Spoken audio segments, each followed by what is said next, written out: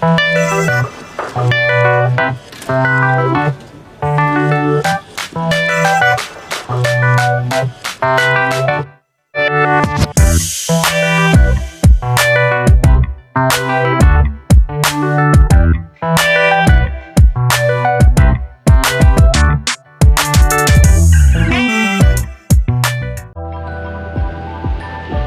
semua, di sini saya akan menjelaskan tentang pengolahan data.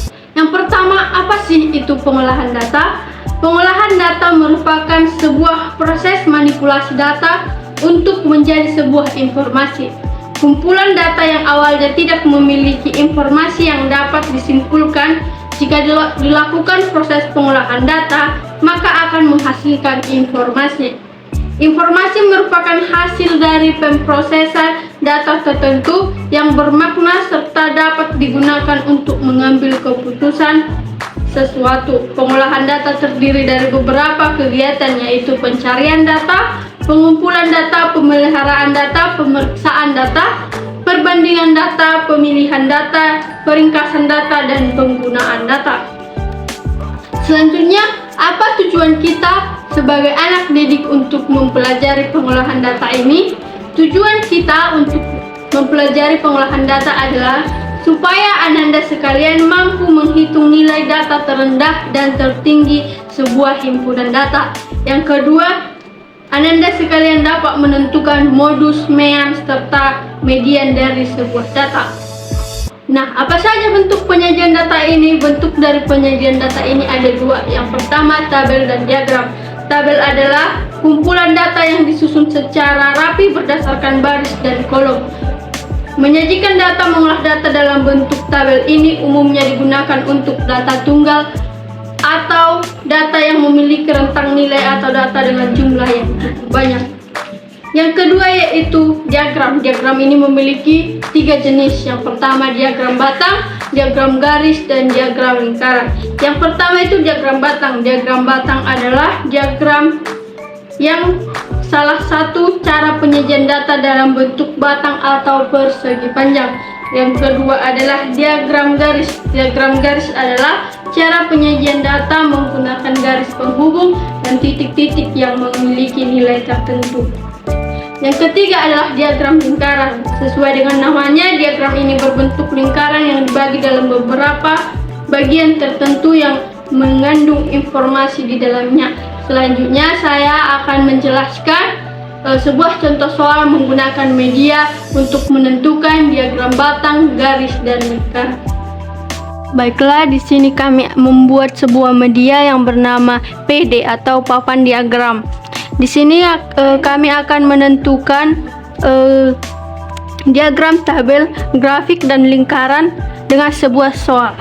Soalnya adalah hasil panen Desa Sukamaju pada tahun 2016 sebanyak 60 ton, tahun 2017 30 ton, 2018 sebanyak 70 ton, tahun 2019 sebanyak 60 ton, dan pada tahun 2020 sebanyak 80 ton.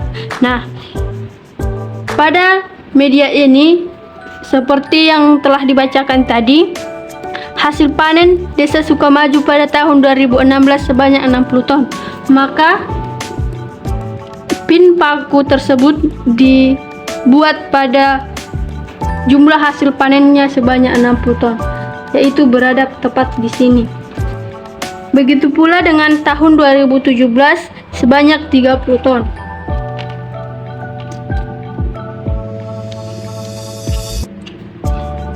Pada tahun 2018 sebanyak 70 ton. Pada tahun 2019 sebanyak 60 ton. Dan pada tahun 2020 sebanyak 80 ton. Maka diagram batang jumlah hasil panen Desa Sukamaju adalah seperti ini. Dan jika kita membuat diagram garisnya, tarik sebuah garis dari titik 0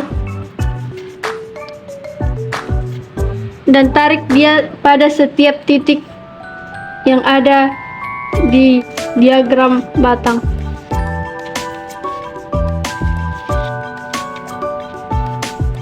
Maka diagram garis hasil panen Desa Sukamaju adalah seperti yang terdapat pada papan diagram.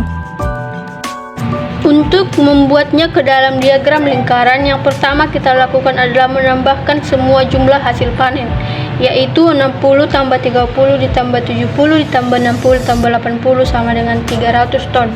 Untuk mengubahnya ke persen, yang pertama adalah tahun 2016, yaitu 60 per 300 dikali 100 sama dengan 20%. Letakkan pin pakunya kepada titik 20% dan tarik satu benangnya ke titik yang telah dibuat. Selanjutnya tahun 2017, yaitu 30 per 300 dikali 100. Maka hal yang sama juga, letakkan pin paku pada titik 10% dan ambil satu benang pada titik tersebut. Selanjutnya pada tahun 2018, yaitu 70 per 300 dikali 100 sama dengan 23,3%. Lakukan hal yang sama seperti yang pertama.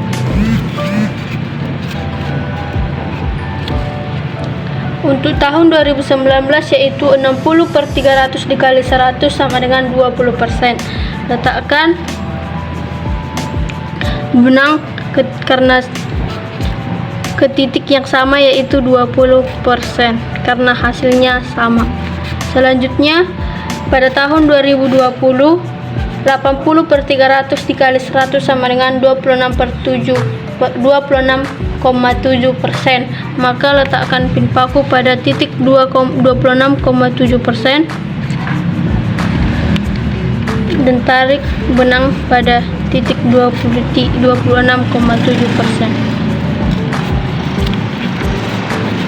Maka seperti inilah diagram lingkaran dari contoh soal tersebut.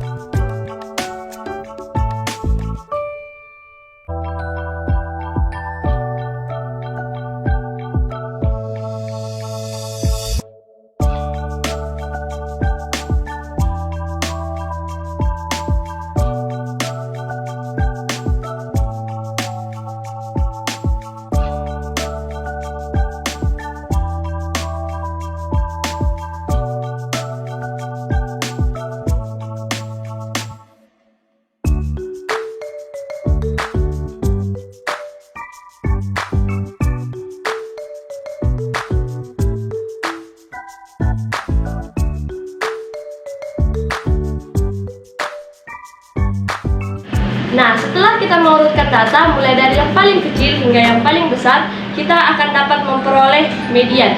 Nah, untuk mencari mediannya seperti ini. Misalnya data itu terdiri dari 5, maka median dalam data itu adalah data yang ketiga, karena data itu adalah ganjil. Jika data itu genap, misalnya seperti 6, maka median dari data tersebut adalah data yang ketiga dan juga data yang keempat. Nah, di sini saya akan menjelaskan proses menghitung modus, median, dan min menggunakan median. Nah, di sini selanjutnya saya akan menjelaskan bagaimana cara untuk mencari modus, median, dan juga min. Nah, di sini terdapat 5 data. Yang pertama yaitu data pertama terdiri dari 6. Maka kita tempelkan 6 kertas di diagram kuning.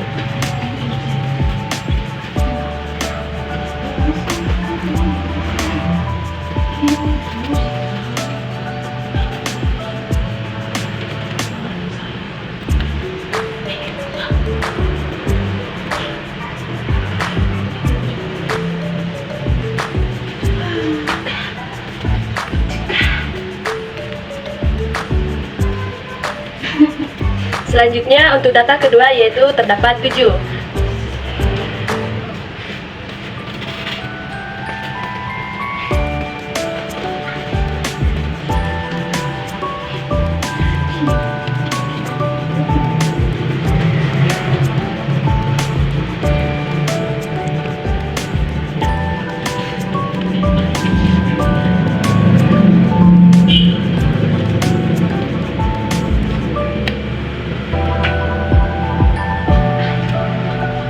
Untuk data yang ketiga, 8.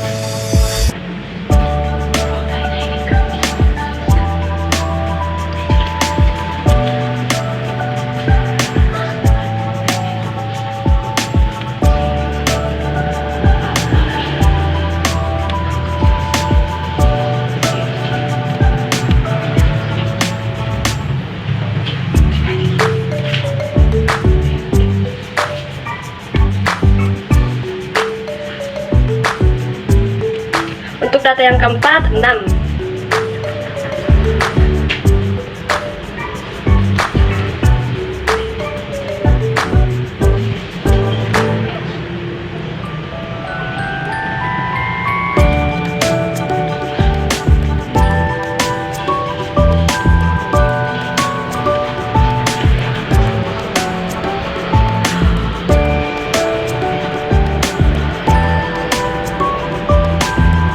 Untuk data yang terakhir, 3.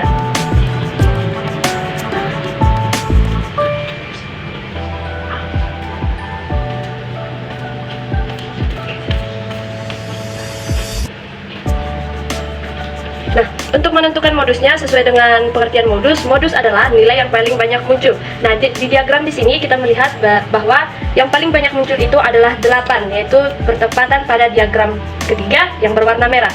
Maka yang menjadi modusnya adalah diagram yang ketiga.